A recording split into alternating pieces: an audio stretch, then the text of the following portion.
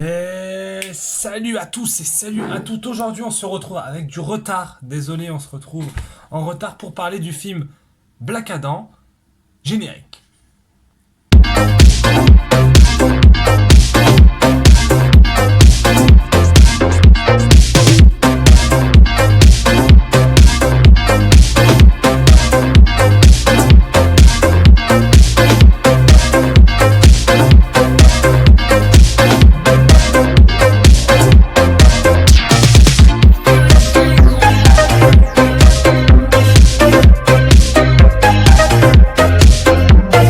Alors, Black Adam est un film certes réalisé par Jaume Collet-Serra. Alors, réalisé, c'est un bien grand mot, hein.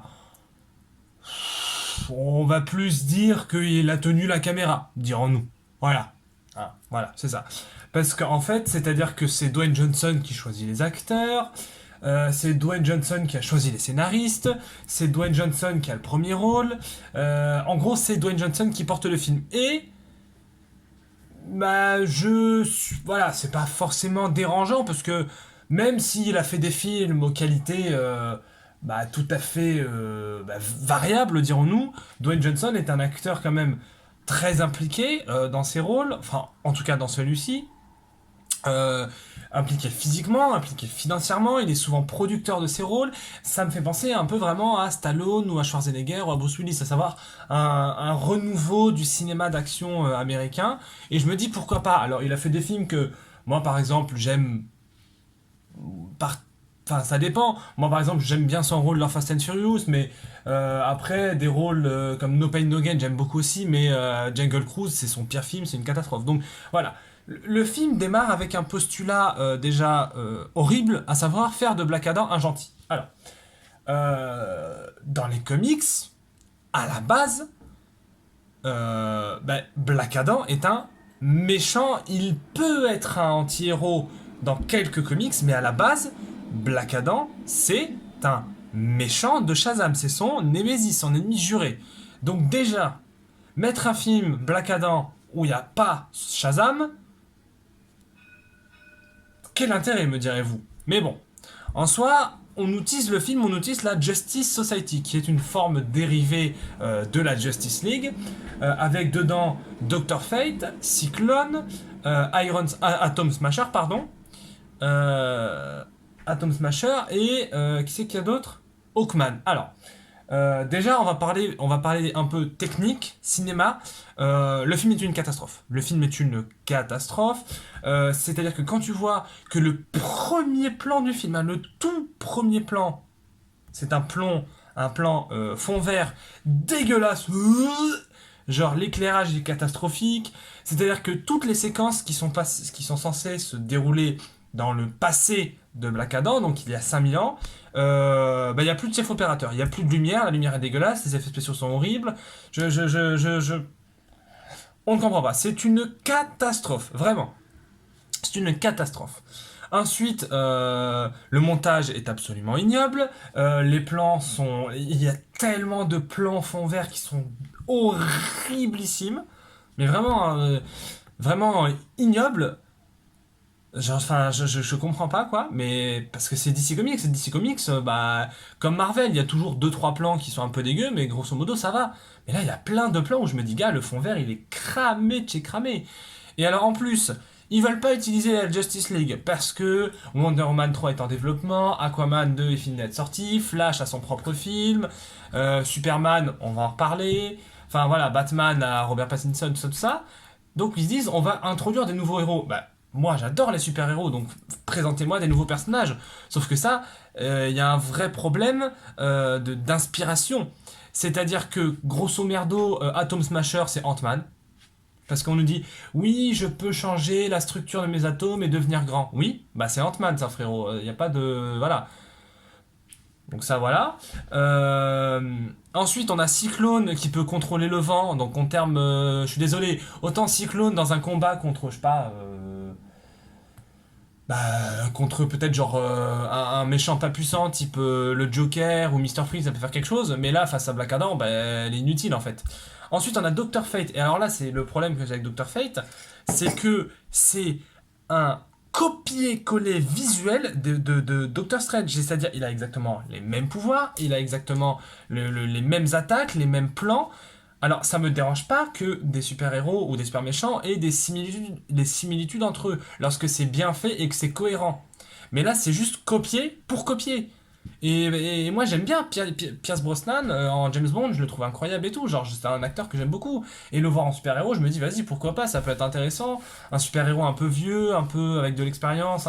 En fait, Pierce Brosnan joue Pierce Brosnan. C'est-à-dire il joue un mec fatigué, un mec qui a la flemme de se battre, qui est en mode ouais non mais les gars je vous éclate tous, alors que pas du tout, pas du tout. C'est une catastrophe visuelle et en termes d'action c'est horrible. Et ensuite, on a Hawkman. Et alors, Hawkman, il y a un vrai problème. Il y a un vrai problème parce qu'en fait, bon, déjà, son costume est pas très beau, mais ça, c'est pas très grave. Ça, c'est les goûts et les couleurs. Mais en fait, le problème, c'est que les actions de la Justice Society sont inutiles. Je m'explique. Black Adam, il est réveillé accidentellement d'un sommeil de 5000 ans pour sauver une femme parce qu'elle est en danger, donc elle prononce la formule et Black Adam il sort. Et Black Adam, sa première action en sortant de son sommeil, c'est de tuer des méchants paramilitaires qui ont pris le contrôle d'un petit pays. Et il commence à tous les détruire. Bon, belle action, vous me direz. Oui, bah oui, c'est une belle action. Alors pourquoi la Justice Society elle arrive en mode oui, il faut que tu te rendormes, il faut que tu te rendes. Bah en fait, je viens de faire votre boulot de super-héros en fait, y a pas de. Je comprends pas, tu vois. Donc, incompréhensible, totalement incompréhensible. Et ensuite, on va parler du truc qui est un peu. En fait, le problème de Black Adam, je sais que je pars un peu dans tous les sens parce qu'il y a plein de trucs qui vont pas avec le film, c'est que. En fait, c'est un film à la gloire de The Rock. C'est un film où on a fait de Black Adam le super-héros le plus puissant de toute l'histoire de l'univers DC Comics. Ça me dérange un peu, parce que dans DC Comics, des super-héros plus puissants que lui, il y en a une chier, hein, même des super-méchants. Superman est carrément, il est à forces égales avec Black Adam. Shazam, pareil. Donc non, en fait. C'est juste non. Mais je n'ai pas non plus passé un mauvais moment devant le film. Pourquoi? Parce que c'est un film qui a un potentiel nanardesque absolument exceptionnel. Parce que c'est un film qui fait beaucoup de blagues, certaines ne sont pas très drôles, hein, mais voilà, en fait c'est un film qui est constamment dans l'action, dans l'action, dans l'action, et qui se pose très peu, qui a des fonds verts dégueulasses, mais en fait c'est de l'action à n'en plus finir.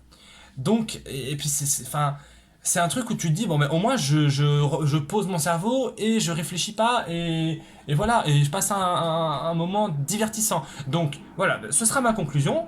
Black Adam, c'est un film terriblement mal réalisé, mais terriblement mal réalisé, mais vraiment, hein, qui est mal joué, ça c'est dubitable, avec des personnages creux, vides et sans intérêt. Le personnage le plus développé du film, c'est peut-être Black Adam et Dr. Fate, et encore pas tant que ça.